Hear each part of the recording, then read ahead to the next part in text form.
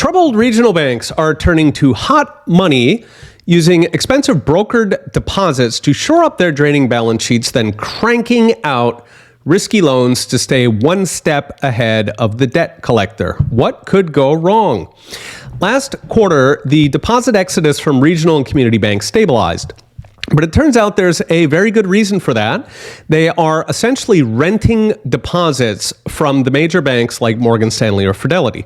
So-called brokered deposits involve the regional paying higher rates, often 5% or more, for a bundle of customer deposits moved over from a major bank.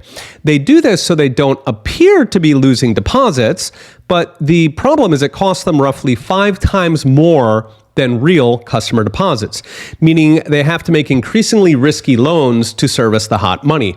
Now, regulators, including the FDIC, had long seen brokered deposits as red flags, as hot money, since the actual depositors don't have a relationship with the bank, meaning they could flee if the bank runs into any trouble. Nonetheless, those deposits are now rising fast. Beggars can't be choosers, and regulators are abnormally happy to look the other way these days. Such deposits have already doubled since the bank crisis in March, as nearly $500 billion was rented up by regionals to hide their holes, bringing broker deposits well over $1 trillion and rising to the point they already make up nearly 1 in 10 deposit dollars in weaker banks.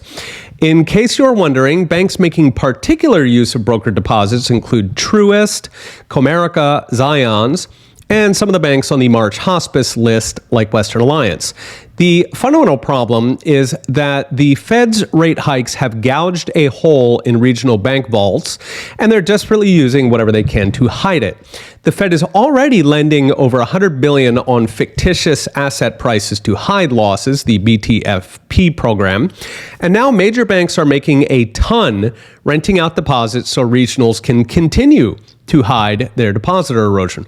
Of course, both are likely to get worse as the Fed continues hiking rates, including a fresh bump just last week.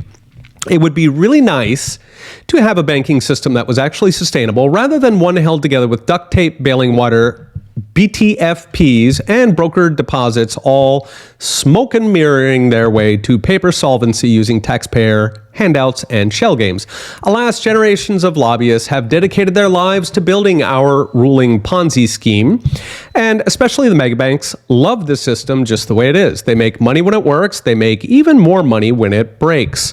Wall Street has installed a gigantic wealth siphon, draining the rest of America, even draining the junior bankers treading water in flyover country. They will keep patching it, keep it limping along just above the waterline, generating easy profits until voters stop them. Okay, we'll be watching. See you next time.